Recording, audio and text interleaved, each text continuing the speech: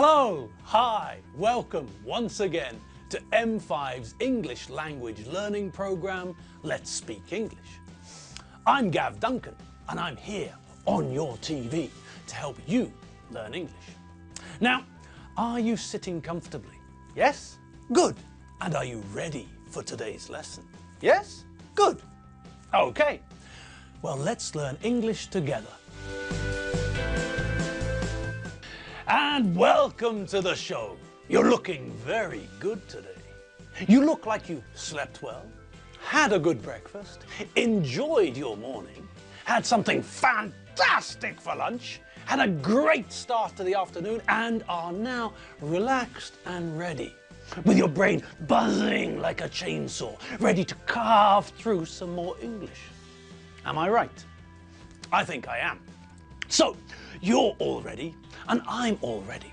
The crew is all ready, and Chobber, the man with the cans, is ready. He's always ready. So, tell Margot the cat to get off the sofa. Tell Gusti the dog to eat his food quietly and then lie down. Take a sip of your coffee or tea. Take a bite of your chocolate biscuit, and let's get stuck in to today's lesson.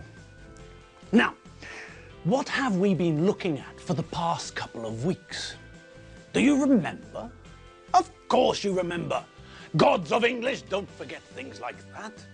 Okay, so that means that we all know that for the past couple of weeks we've been looking again at the idea of obligation.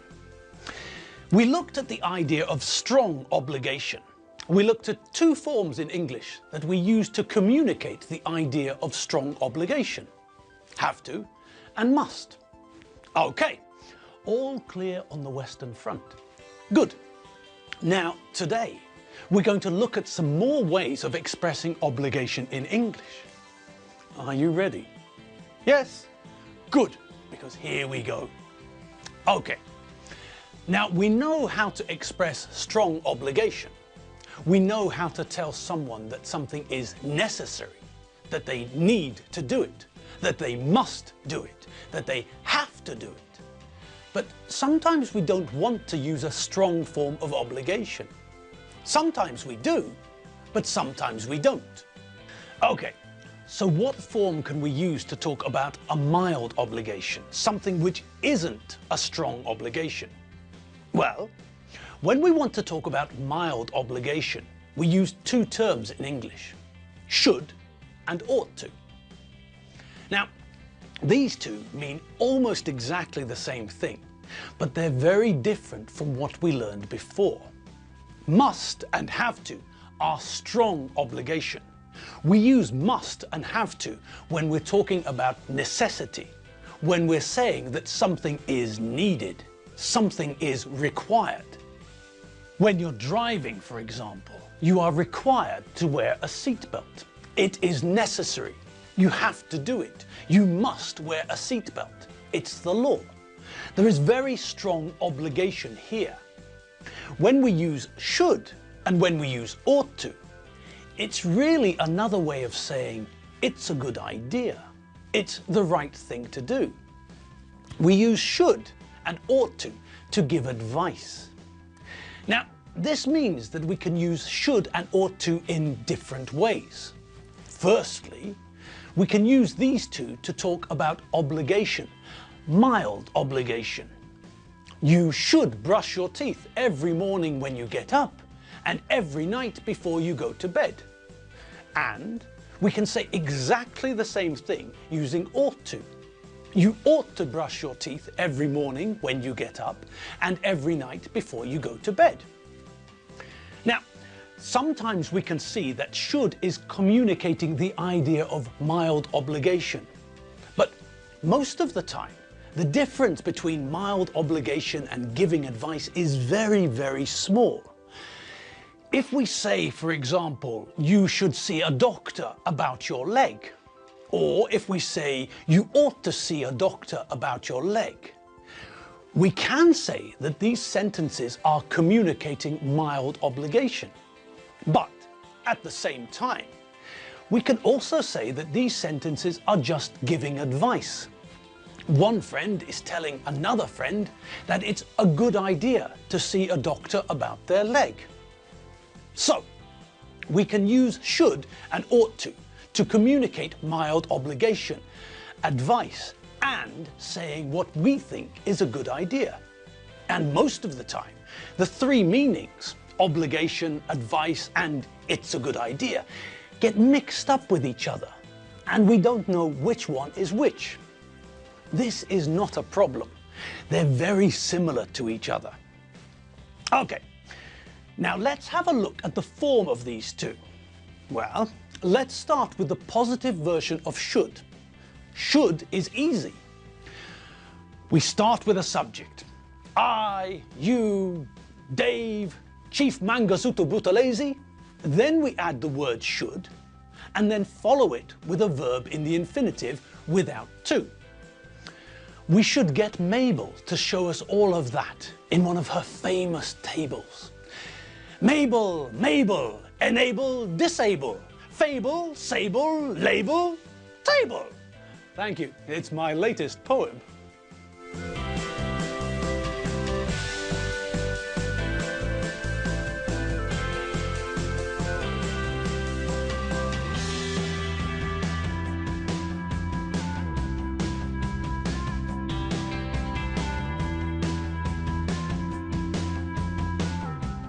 Okay, well, that's simple enough, isn't it?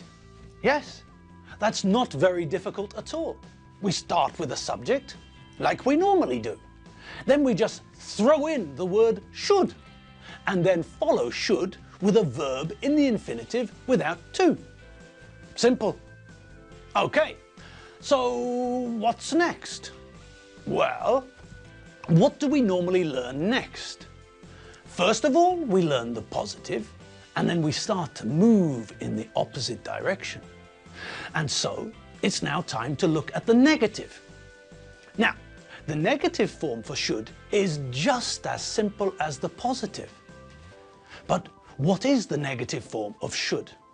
Well, which word do we always see when we talk about negatives? That's right. The word we always see is not. And it's the same here. We use the word not to make the negative. Should becomes should not. Or, because we always prefer to use the short version, the abbreviated form, shouldn't. Okay, so the negative form of should is should not or shouldn't. Okay, so how do we put together a negative sentence? Well, we make a negative sentence with should in exactly the same way as we make positive sentences with should. Just like with the positive, we start with a subject, then add not should, but the negative version, shouldn't. After that, just as we did with the positive version, we follow it with a verb in the infinitive without to.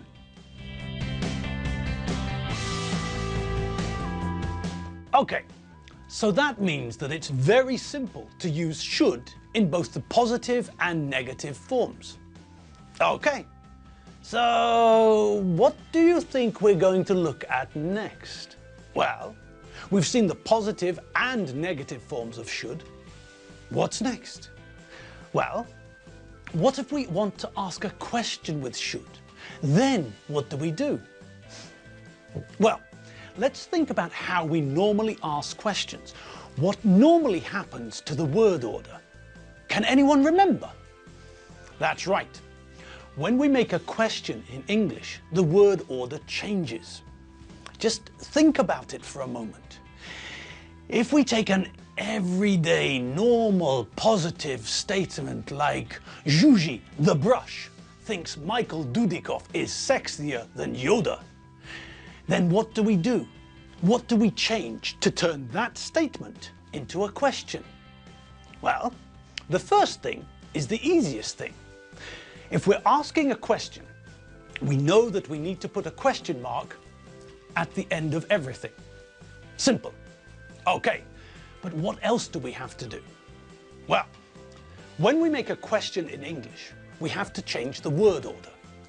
The verb comes in front of the subject. That means that when we want to change the statement into a question, we have to change the places of the subject and the verb. Okay. Now, in our example sentence, Zsuzsi the brush thinks Michael Dudikoff is sexier than Yoda. Where's the subject and where's the verb? Well, that's easy, isn't it? That's not a difficult task for a god of English, is it? The subject is what?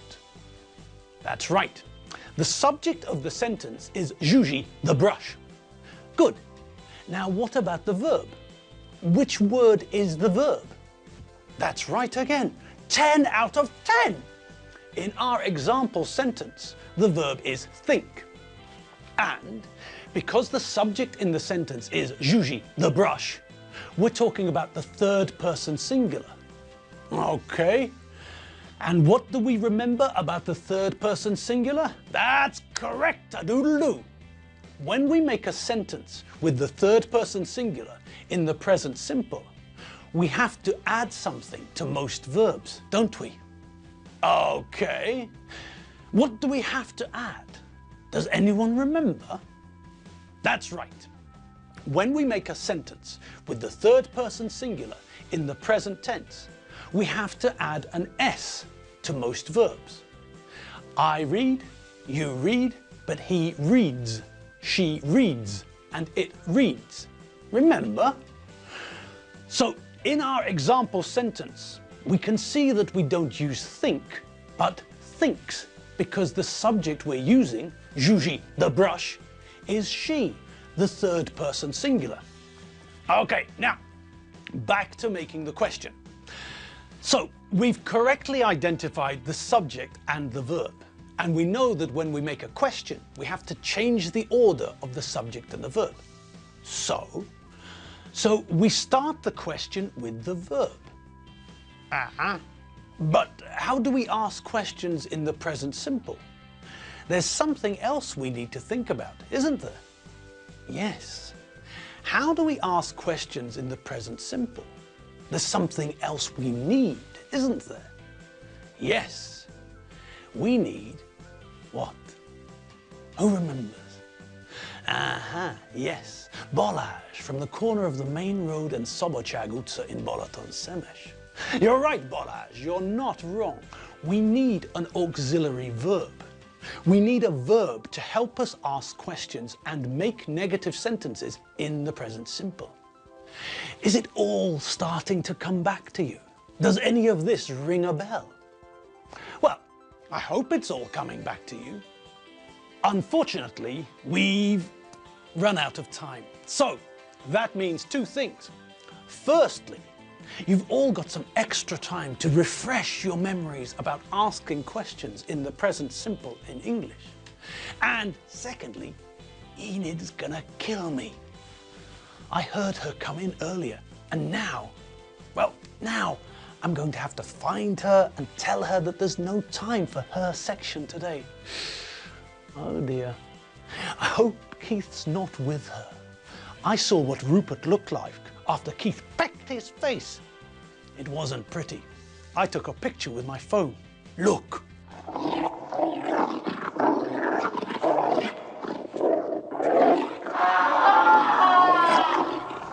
See? It's so horrific. The TV people have censored it. Terrible. Okay, well, I suppose I'd better go and break the bad news to Enid. God, I hope she's left Keith at home. He's a psychopath. Okay, I'm off. If I'm not in hospital tomorrow, I'll see you then, and we'll carry on with the question form in the present simple. Hope to see you tomorrow. Bye.